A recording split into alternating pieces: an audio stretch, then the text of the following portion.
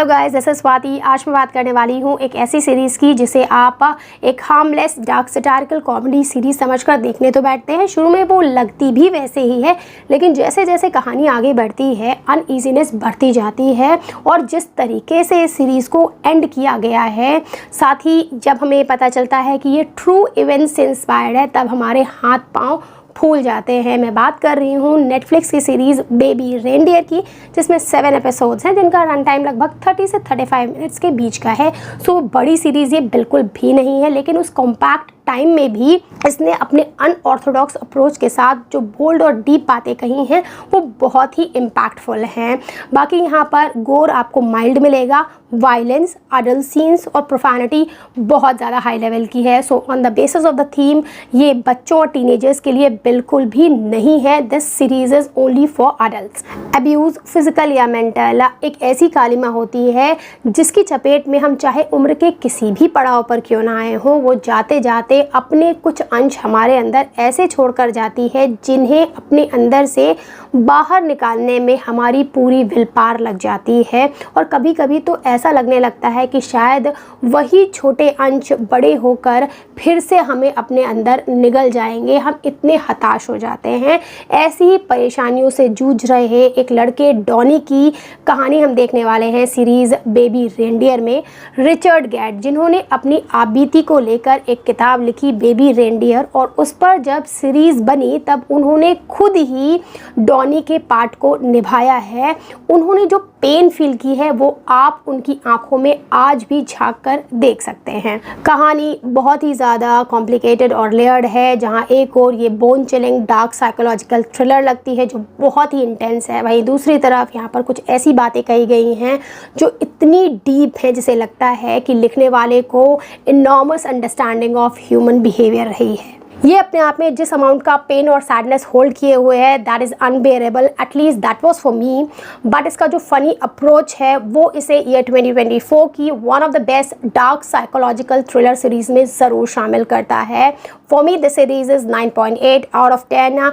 बाकी पूरी सीरीज़ के साथ मेरा क्या एक्सपीरियंस रहा है ये मैं आपसे शेयर करती हूँ, और आप डिसाइड करेंगे कि आपको ये सीरीज़ देखनी चाहिए या नहीं देखनी चाहिए। इससे पहले अगर आप नए आए हैं then please subscribe that. So about the series baby reindeer, अगर हम स्टोरी की बात करते हैं तो कहानी के सेंटर में डॉनी नाम का एक लड़का है जो अपने 20s में है। स्टैंड अप कॉमेडियन बनने की कोशिश में लगा हुआ है। बार बार हारने के बाद भी वो हताश बिल्कुल भी नहीं है। पैरेलली बारटेंडिंग का काम करता है जिससे वो अपने खर्चे उठाता है। फिलहाल वो अपनी एक्स गर्लफ्रेंड की मदर के साथ घर शेयर करता है। एक दिन उसे बार में बहुत ही हताश बैठी महिला दिखती है, जिसे देखकर उसे काफ़ी दुख होता है। वो उसे चेयर अप करने के लिए टी ऑफर करता है और कुछ जोक्स भी मारता है। दोनों में फ्रेंडशिप हो जाती है। वो महिला अपना नाम मार्था बताती है, लेकिन धीरे धीरे जब ये फ्रेंडशिप आगे बढ़ती है तब डॉनी को पता चल जाता है कि मार्था की मानसिक स्थिति बिल्कुल भी स्टेबल नहीं है, कुछ तो गड़बड़ है वहाँ पर। और इस बात की पुष्टि तब हो जाती है जब मार्था डॉनी को अपना बॉयफ्रेंड समझने लगती है, स्टॉक करने लगती है और एक दिन में 50 से ज़्यादा ईमेल भेजती है अपनी छोटी छोटी बातों के। यहाँ पर डॉनी भी ज़्यादा उसे अपोज करता नहीं दिखता है। इसी दौरान डॉनी का एक रोमांटिक रिलेशनशिप ट्रांसवुमन टेरी के साथ शुरू हो जाता है, लेकिन डॉनी मार्था की कोई भी बातें टेरी को नहीं बताता है। इवन वो अपनी आइडेंटिटी भी टेरी से छुपाए हुए है, जिसकी वजह से उसके अंदर उथल पुथल मची हुई है और इसका असर उनके रिलेशनशिप पर भी दिखने लगता है। जैसे जैसे कहानी आगे बढ़ती है मार्था का बिहेवियर हार्मलेस से वायलेंट होने लगता है। वो टेरी पर अटैक भी करती है। एज अ व्यूअर हमें देखकर कि अभी भी डॉनी कोई स्ट्रॉन्ग स्टेप क्यों नहीं ले रहा है, खींच उठने लगती है। लेकिन जिस तरीके से एंड में सीरीज़ के सब कुछ एक्सप्लेन किया जाता है, डॉनी की पास्ट स्टोरी आती है, उसे देखकर हमारे पैरों तले ज़मीन खिसक जाती है और हम डॉनी की पेन को फील करने लगते हैं। वो किस हेल के थ्रू गुजरा है ये हम समझ पाते हैं, और ये भी हमें थोड़ा थोड़ा क्लियर हो जाता है कि मार्था के इतने ज़्यादा वियर्ड बिहेव करने के बाद भी डॉनी उससे सिंपथाइज़ क्यों कर रहा है। बहुत ही बढ़िया अनएक्सपेक्टेड ये रियल लाइफ पर बेस्ड कहानी है जिसमें आपको बहुत ही पेन फील होने वाली है। चलिए बात करते हैं कुछ पॉजिटिव्स और नेगेटिव्स की। जो इस सीरीज़ का सबसे बड़ा और पहला पॉजिटिव मुझे लगा है that is the emotional range of the series. कितनी आसानी से ये हमारे परसेप्शन को सेंसिटाइज कर देती है अबाउट डिफरेंट पीपल। यहाँ पर एक्टर्स ने भी बेहतरीन काम किया है। एक पल वो हमें हंसा रहे होते हैं, हम बहुत खुश होते हैं और उसी बात के बीच में कुछ ऐसी चीज़ निकल कर आ जाती है जिससे अचानक ही हम सैड हो जाते हैं। इवन सैडनेस से भी ज़्यादा नीचे लेवल पर चले जाते हैं। अगेन एंड अगेन जो बातें कही गई हैं उससे आपको गूज बम्स होते रहते हैं। यहाँ पर रिचर्ड गैड ने जो अब्यूज़ करते हैं और अब्यूज़ होते हैं उनकी साइकोलॉजी को बहुत अच्छे से डिकोड करके दिखाया है।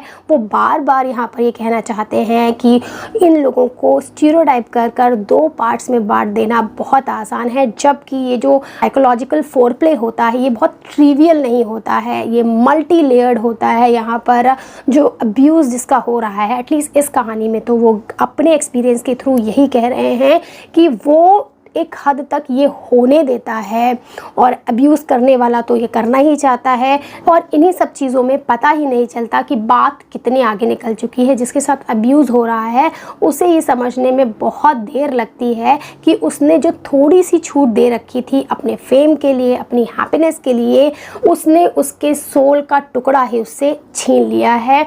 और अब चलता है सेल्फ लोदिंग का, सेल्फ गिल्ट का, सेल्फ हार्म का वो लूप जिससे निकलना बहुत मुश्किल होता है। यहाँ पर रिचर्ड गैड ने अपने साथ घटित इन्हीं भयावह घटनाओं को रिलीव कर हमें दिखाया है। Hats off to him. Repeatedly इस सीरीज़ के इमोशंस आपको ओवरवेलम करते रहते हैं। Beef the bear, dead ringers के बाद फिर से एक बार मुझे इस सीरीज़ में इमोशनल ओवरलोड हो गया था। It was unbearable, at least it was for me.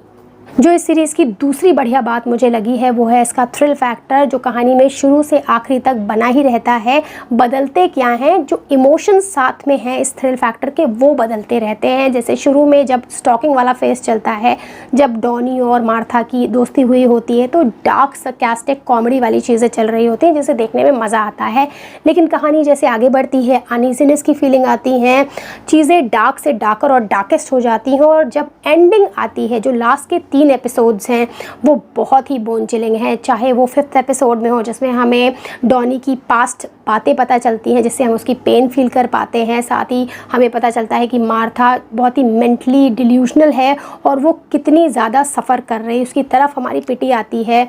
उसके बाद 6th एपिसोड में जो डॉनी का एपिक ब्रेकडाउन होता है उससे हम समझ पाते हैं कि ये चीज़ें कितनी ज़रूरी थी। अब क्या वो फीनिक्स की तरह राइज़ करेगा या गिव अप कर देगा। 7th एपिसोड है, उसके आते आते हमारे पेट में बटरफ्लाइज होती हैं कि आखिर एंडिंग होगी क्या, क्या सब कुछ तहस नहस हो जाएगा या क्या कुछ इसमें होने वाला है। और मेरे हिसाब से जो इसकी एंडिंग रखी गई है उससे मुझे काफ़ी एम्पावर्ड फील हुआ है, लेकिन एंग्शियसनेस की वजह से मैं पागल होती जा रही थी 7th एपिसोड में। अब अगर हम सीरीज़ के ड्रॉबैक की बात करते हैं तो जो पहला नेगेटिव है, डॉनी का जो मार्था के प्रति रवैया था बहुत ही ज़्यादा लीनियंट था, वो मुझे थोड़ा अटपटा लग रहा था। हाँ, उसे बाद में एक्सप्लेन करने की कोशिश की गई है लेकिन उसने मुझे शुरू में बहुत परेशान किया। और दूसरी जो चीज़ सेम है वो है कि जो पुलिस का डॉनी के प्रति रवैया है वो मुझे बहुत ही ज़्यादा कन्फ्यूजिंग और अटपटा लग रहा था।